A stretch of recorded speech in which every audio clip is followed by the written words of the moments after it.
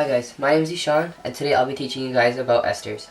So the learning goals for this video are how to draw and represent esters using chemical formulae, complete structural diagrams and line diagrams, how to name esters using IUPAC rules, how to synthesize esters and also hydrolyze them, and also realize how cool esters actually are. Well, now you must be wondering, what is an ester? So an ester is a chemical compound which is shown like this. So you have a carbon atom which is double bonded to an oxygen, and that carbon atom is also bonded to another oxygen by a single bond, and there is an R group attached to this oxygen, another R group attached to this carbon, and these R groups can be the same or they can be different, and they just represent the rest of the chain that is attached to this ester group.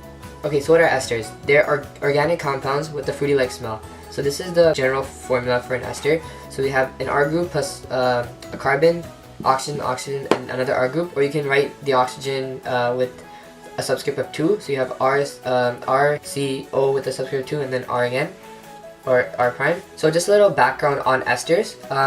There are many types of esters, such as nitrate esters, which are found in explosives, phosphoesters, which are found in the backbone of DNA, ester chains, which are found in perfumes and fats and oils, and also polyesters, which are found in different types of plastics that they're made out of, right? So here is an example of an orange, and the smell of an orange comes from octylacetate. And here is an apple, and the smell of an apple comes from the ester methyl butyrate. Just some properties about esters. They're usually colorless and they have a fruit-like smell. They have London dispersion and also dipole-dipole forces, which hold them together. They do not hydrogen bond with each other, but they can hydrogen bond with water in small chains only, which makes them polar. But with the longer chains, it'll make them non-polar, and so they won't be soluble in water. Since they don't hydrogen bond with each other, their boiling points are lower than, for example, a carboxylic acid, which would have the same number of carbon atoms as the ester. Okay, so now you must be wondering, what does it take to form an ester? So to form an ester, you'll need a carboxylic acid plus an alcohol.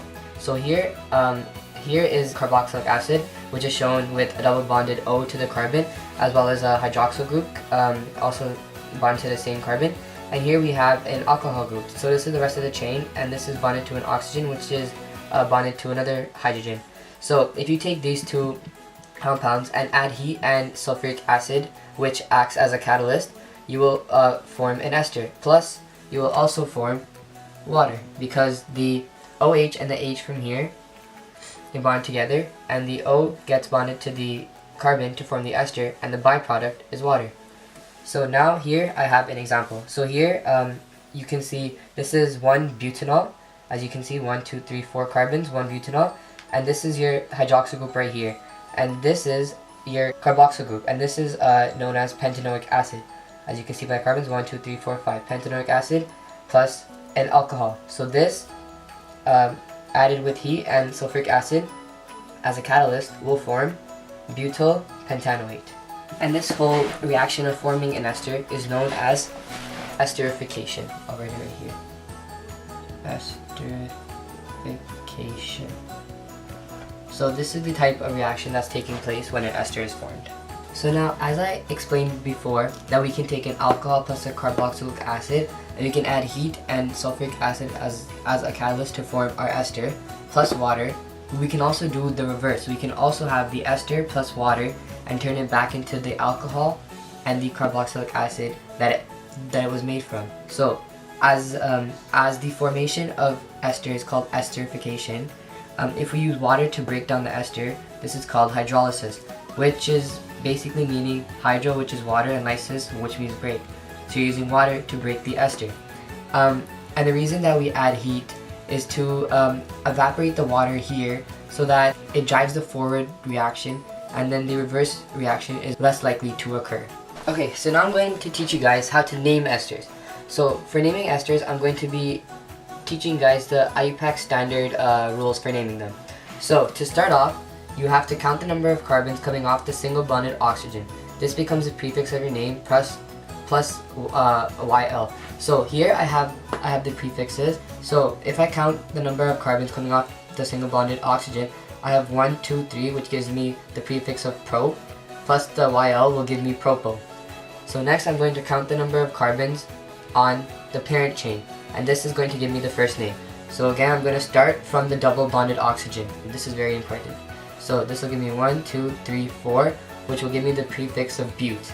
Next, I'm going to determine if the molecule has single, double, or triple bonds. And this will give me the last name. So in this case, I only have single bonds, which will give me the last name of ane. If I had double bonds, it would give me ene. If I had triple bonds, it will give me ine. So now I'm going to identify if it's an ester, which will give me the suffix of O8. So here I can see that it is an ester, which will give me the suffix of O8. So this will give me the name of propyl butanoate, which is this molecule right here. And also, when naming esters, you have to look at the priority list. So I have the priority list right here, and as you can see, esters is second after carboxylic acid. So what this means is that if you're naming an ester, and an ester is on the molecule, all the functional groups that come after esters will be considered substituents. So as you can see in this example, we have two ester linkages, and with each single bonded oxygen there is a methyl group attached. So since we have two methyl groups, this will give us the name of dimethyl. And now we're going to look at the parent chain. So we can start to number off the parent chain. So we have 1, 2, 3 carbons. So this will give us the name of prop. Now, as we can see on the molecule, we only have single bonds, which will give us the last name of ane. And now, since we have two ester bonds, the suffix will now be dioate. So now this compound will then be called dimethyl propandioate. Okay, now to name this compound here we will look at the chain that's bonded to the oxygen. So in this case, we only have one carbon group. So this will give us the name of methyl. And now we look at the parent chain and start to number from the double bonded oxygen, and we go to the longest chain. So here I'm going to write this out. So we have 1, 2, 3, 4. Now if I went 5 or 5, that wouldn't give us the longest chain. So I'm going to go this way. 5 and then 6. So 6 carbons would give us, here we know the prefix for 6 is hex. And only single bonds will give us the last name of ane. And we also know this is an ester, so this will give us a suffix of O8. And now we can also see on the fourth carbon we have two methyl groups attached. So that would give us, our substituents would be 4,4 dimethyl, because there's two of them. So now our name would then be methyl 4,4 dimethyl hexanoate. Okay, so now I'm going to be showing you guys how to draw esters based on their name. So here, first I'll start off with ethyl propanoate, which I'm going to be drawing a structural diagram for. So to start off, we have ethyl, which means two methyl groups. So we have a CH3 that's bonded to a CH2. So this is going to be bonded to the oxygen, as we know. So then this oxygen is bonded to a carbon, which is double bonded to another oxygen, which forms our ester group.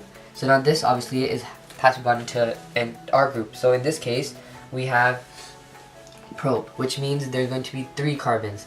So we have 1 here, and I'm going to draw a second one, and this is 2, and this is going to be bonded to a third one. So we have 1, 2, 3.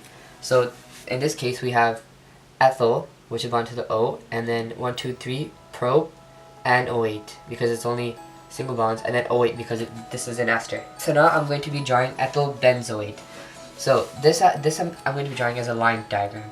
So as we know again, ethyl would be bonded to the oxygen. So in this case we have our ethyl, so we have 1, 2 carbons, and then benzoate is going to be our parent chain. So this is going to be bonded to a carbon, which is going to be double bonded to an oxygen. And then benzoate, benz is the name for a benzene ring.